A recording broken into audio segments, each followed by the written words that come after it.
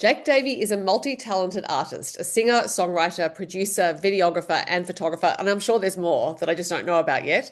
He has released several infectious country pop singles, and the latest is Workin On Me. And he's had another life change that we're going to talk about as well. Hello, Jake. G'day, how's it going? I'm very well, thank you. Now, the life change is that since we last spoke, you have become a father to Dalton, so congratulations. And does your son sleep through the night? That is a great question. He tricked us. The first 3 months he did, and now he just wakes at like 10 to 4 and just makes these beautiful little noises and wakes us up, and it's great. And he's the love of our lives. We're very, very happy. I think in the age of social media, there is a lot of pressure on parents to be like, yeah, this is the best thing ever, and my child's perfect. And then when someone says, we're basically not sleeping, other people think, oh, thank God, it's not just me. Yeah, it's a very human experience. It's when I hear him wake me up, I just all I can think of is like how grateful I am that I have this beautiful baby boy. So I haven't hit the like angry part yet. But yeah, it's pretty special. I'm a glass three quarters full kind of guy. So yeah, it's been a really, really beautiful experience. Well, that's good. I also like the sleep pattern you mentioned there. So clearly he is so we have these 2 hour sleep cycles, and clearly he's on the 2 hour sleep cycle. But the issue for you and your wife Grace is that, of course, in order to get up to him and do everything and then go back to sleep, you have not had your full 2 hour sleep cycle. So he's basically like, well, I'm ready to wake up again. He's good to Why go. aren't He's you? got heaps of energy. It's hopefully you have TV shows loaded or something to look at. Yeah, I mean, Grace has been incredible. She was born to be a mum, and I'm just doing what I can to support her through that. She's breastfeeding and stuff like that. So there's only so much I can do, and I think my goal is to help her. That's the main thing. So yeah, it's been a really really fun time, really challenging time. Like you said, it kind of throws a spanner in the works of your life, and you just got to figure it out. You do, and also this is something that for you was not necessarily expected because after a spinal cord injury in 2023, you were not only told that you wouldn't walk again, but you were told that you're unlikely to have children. And so clearly, Dalton was determined to come into this world. Yeah, it was pretty. I remember Grace literally walked into the studio. Sorry, my dog is barking here. Oh, never apologize for dogs, please. Oh, there are Um, two of them. this is Even Levi. better. Yeah, so Grace literally walked in here in March last year and was like, "Baby," and I was like, "What do you mean?" She's like, "I'm pregnant," and so from then on out, it's just been such an incredible experience, and lots to learn. But I got Grace by my side, and we've got an incredible family and stuff like that. So yeah. So if anyone who's watching will have seen that there are, in fact, two dogs in Jake's studio. So now, please, Jake, you need to introduce us to the dogs. So we've got Levi, who's my dog, and Callie, who's my mum and dad's dog. Do you want to say hi, Cal? No. Yeah, they're pretty incredible. Little cavoodles. So are they related? No, well, we tell them they're brother and sister, but no, Levi is from Hobart and Callie's locally bought. So, but yeah, they're brother and sister. Of course. So it seems like Callie must spend a bit of time with you, even though she's your mum and dad's dog. Yeah, I mean, they're both studio dogs. They love it so much. They're constantly getting co-producing credits and co-writing credits. So, but yeah, they make being in the studio when you're hanging out, just producing. It's nice to have that companionship with puppies. Absolutely. I am a dog person. I think a lot of people are cat people, but they can have it. I'm here for the Yes. dog. Yeah, Um, Grace is the same. She's like dog, dog, dog. I like both. yeah, I don't actually mind cats, but I do have a preference for dogs. Now, your latest single, Working On Me, is directly tied to your son because you started working on it. It sounds like not long after Grace walked into the studio and said, baby. Yes. Yeah, it's basically a wave of overwhelm hit me when that moment happened, and I wanted to write a song that was about growing up in the right ways and like wanting to show up for them and giving them the best version of me, Grace and Dalton, and just kind of admitting that I've had moments where I was selfish and it was all about me, and that's fine. I think in your early 20s, that's what it's all about. It's about growing and learning who you are, and this was just my surrender to being the best version of me for Dalton and Grace that I possibly could be.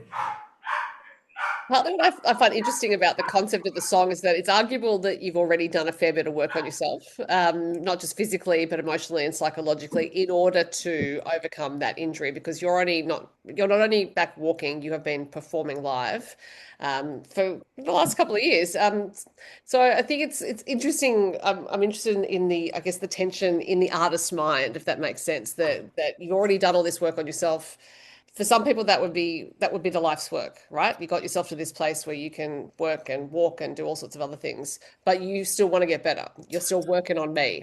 So I'm Yeah, wondering what that drive is in you. yeah. I think it's just like if we're going to focus in on the parent thing, like my mum and dad are such incredible parents, and they've given me everything in this life and inspiration and support and a place to grow up and make music and learn and make mistakes and be supported through that. And so I want to be that for Dalton. So yeah, basically working on me was like figuring out how I can kind of iron out anything that doesn't allow me to show up for them and myself in the best way possible. Yeah, and nothing super specific. Like I don't mind a beer. I think everything in moderation, including moderation, is good for you. And just learning how to be there for Grace through becoming a parent, and there's hard days, but there's also incredible days and everything in between. So just learning how to show up consistently, and be willing to be flexible and learn and try new things, and admit when I'm wrong and things like that. Yeah. I'm quite fond of saying everything in moderation, including moderation as well, because we can, again, with social media and all sorts of things on the internet, we can really have these cudgels, I guess, these cudgels of words to bash ourselves with, like, oh, but I have to abstain, and I have to be this, I have to be that. It's like it's okay to be immoderate from time to time. I mean, it's human, like no one's perfect. I think we all have things that um, you know we love to do, and they might not be the most incredible things for us health wise or relationship wise or whatever it is. But I think as long as we pick ourselves up and dust ourselves off and keep going and giving it our best shot, I think that's all we can do. Indeed, I heartily agree with that sentiment. Now you wrote this song with a couple of songwriters who are in Nashville, Dakota Strickland and Charles Walker. Had you worked with them before? This is my first time working with those guys in particular. It was really cool because like a couple of nights before we wrote the song, I got to like go and catch them at a live songwriting round at Grindhouse in Nashville, I think it was. And I was like, man, these guys are killer. And then I was like in a writing room at Ronnie Dunn's publishing house in Nashville a couple of days later writing this song. And so to be able to like, and we got along like a house on fire, and they're mates now. And so it's cool to kind of create friendships and songs at the same time. And I think Nashville's a perfect place to do that. So were they already writing with each other? And 'cause I'm interested in the mechanics of the writers' room, because I know Australian artists go over and tend to maximize their time there. So they book the rights, they go into the room. So were those two established co-writers, then you came into that? That's a really good question. I think, yeah, just kind of, I think I was writing with Dakota. He's like, oh, do you mind if I bring Charles in? I'm like, yeah, do it. So it kind of, I think the goal of the co-writing session, especially in Nashville, is to find three people, two or three people that are going to work well and have good chemistry, and be able to for this session in particular, Dakota's a dad, Charles isn't, so it was kind of, and I was kind of like that bridge of like going into fatherhood. So we had a really fun write, and there's a lot of vulnerability within that too. Did you write more than one song during that trip? Yeah, that trip I think I wrote like 8 to 12 songs, which is cool. It's great. I have like a little bank of songs that I'm kind of sitting on and trying to figure out how to get them out into the world. And but yeah, Working On Me made its way to the top. Now, you produced this one yourself for obvious reasons. You are a producer and a well-established one, because your name comes up a lot with other artists' music, whether it's actually producing or making the video or co-writing. But I'm wondering, when you produce your own songs, do you think you're more inclined to tinker a bit more? Of course. Yeah. Yeah, yeah. I think it's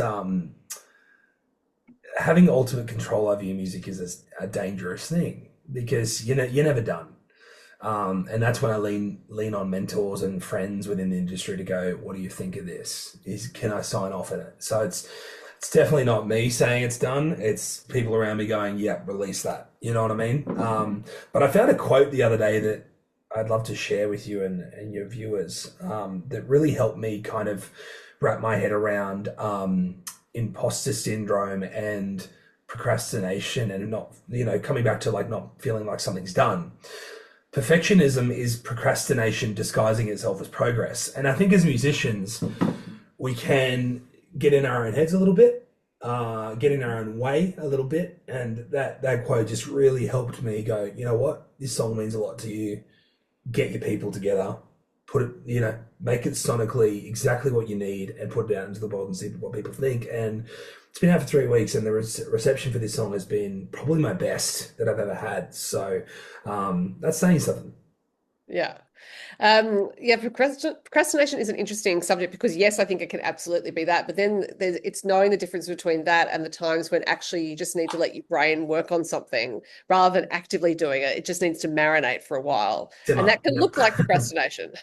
Yes, you're right. You're absolutely right. It's important to take breaks and, um, you know, get fresh air and let your perspective shift and realign and focus and all those fun words.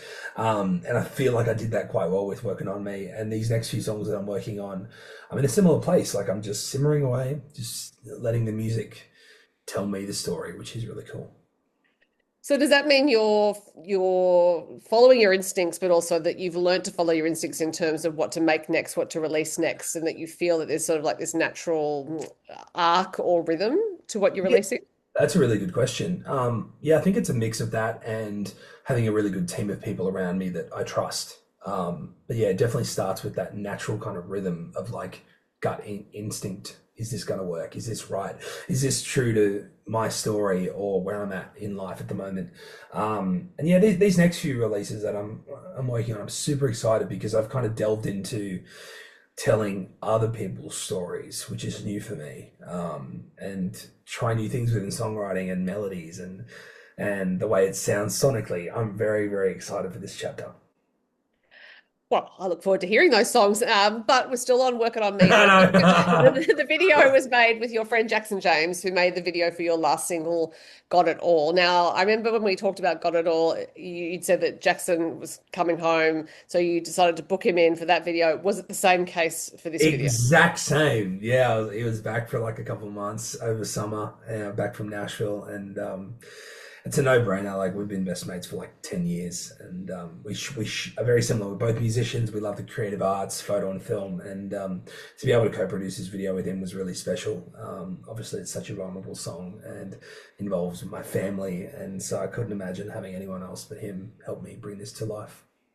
Yes, you have a few family members in the video, including Grace and Dalton. Dalton appears to have slept throughout. He was chilling the whole time. It's like this child's clearly born to be on camera. Exactly. Now, at the time we're speaking, it's February, so Tamworth has come and gone, but I would imagine you had a busy festival. Yeah, Tamworth was great. I had my fourth consecutive sold out show at Moonshine's Honky Tonk Bar, which was unreal. Played Fan Zone, which is always a highlight, and a bunch of photo and film stuff for a bunch of incredible artists out there too. So, I mean, Tamworth I've been going since I was like 12 or 13, so it just feels like a second home for me. And the festival's such a great way to kind of I don't know, reignite the spark at the start of the year and kind of give everyone a bit of a, you know, you can set your sights on the year and make it happen after collaborating and hanging out with all your favorite people for 10 days. I often think when I'm at the festival about people like you who are lugging around camera equipment and it's so hot and there's very little parking close to anywhere that anyone wants to be. So I guess you're used to it now, but does it just sometimes drive you bananas that you're thinking, okay, I've got to park like 5 kilometers from where I'm Yeah, going? there's ways around things for sure, but you get used to the manic and the chaos, and I think that's what I love about it. Right. Yeah. Just learning to manage it is important. Yeah, and also obviously tightly booking your schedule because you do have your own performances to think about. You're probably doing some media and then you're doing things for other people. Yes. And I remember talking to you about time management last time, but now that there's a small human in the mix, I would imagine time management is an interesting, somewhat fluid thing for you. I'll tell you what, it's if anything, it's easier. Ah. because we kind of pre, Dalton's the priority, and Grace is the priority, and then I find my um, clear spaces in the schedule and just fill it out. And yeah, I mean, we're very lucky. We've got incredible nannies and poppies, and all these incredible people that are willing to help us, you know, through this early part of parenthood. But yeah, Grace is back on the tour. She's an incredible photographer, and we ran around Tamworth, and Dalton was there side stage most of the time. And it was my favorite Tamworth because I'd always look over and see him in like the pram, or Grace holding him, and I was like doing what I love with the people I love right there beside me, which is kind of special. I wouldn't be doing it if they couldn't be there. Well, and of course, you're not meant to do it on your own. You are meant to have help of the extended family and tribe if you can, just because, yeah, it's too much work. It's too much work for two people. It is, and I'm very, very lucky once again to be able to kind of scale up things and bring my people that I trust into my world to help make sure that we're delivering not only a great show but great content for our incredible clients as well. Yeah, and the good thing is Dalton's, like maybe a year off starting to learn baby guitar or He got ukulele. his first glockenspiel 2 weeks ago, so I mean, let's go. Oh, the glockenspiel. I forgot that instrument It's exists. such a good one, and I felt the pressure. I cracked it open, and I was like, okay, do I remember Three Blind Mice? Well, that's all coming back to me now. Yeah, yeah. Recorder is Recorder, next, go, yeah, Jake. You know yeah, that. yeah. Oh yeah. Oh, it's gonna haunt your days and nights, that instrument. Now you talked about Tamworth being a great start of the year to sort of have a reset, see everyone, and think about the year ahead. So we can talk about goals, but I actually am interested in what your ambitions are for the year, because sometimes we don't talk about ambitions because they can sound too lofty. But you're someone who I think would understand that term and go for things. So I'm interested in what your ambitions are for 2026. My ambitions for this year are to show up as a father, a husband, a friend, a mentor, an artist, a songwriter. Just show up, just and be wherever I am, be present in that. I think that it's very easy, especially now with social media and lots of things going on, to let the mind drift. But I think if I can show up in each of those things and be truly present and give my everything to that moment, I think that's going to allow me to walk away from this year going, you did well. So I'd say that's my ambition. I think continuing to collaborate and explore my skills within what I do, not just do it. Really understanding why and how, and I can do all these things and keep up the momentum. So I say that I'm a very ambitious individual, and I find it hard to slow down. So learning to manage that as well is probably a bit of a ambition and goal of mine. Yep. There are ambitions, and then of course there are plans. And I would think as someone with a lot of projects, you already have quite a few plans for this year, including some gigs. Yeah, I think my main plan would be to consistently release music, and the rest kind of falls into place from that. Um, like the festival bookings, gig bookings, and stuff like that. So I think that's my priority, just getting out as much music out as possible, and sharing my story on socials. And yeah, I think I really want to do like a headline show in my hometown sometime this year. This place has given me so much support over the past 15 years, and if I can give something back, it's going to be a hell of a time. Big headline show, full band, good lineup. So that's kind of in the cards at the moment. Well, that sounds exciting. And I think Working On Me is a great statement for the start of the year. You've basically set the tone.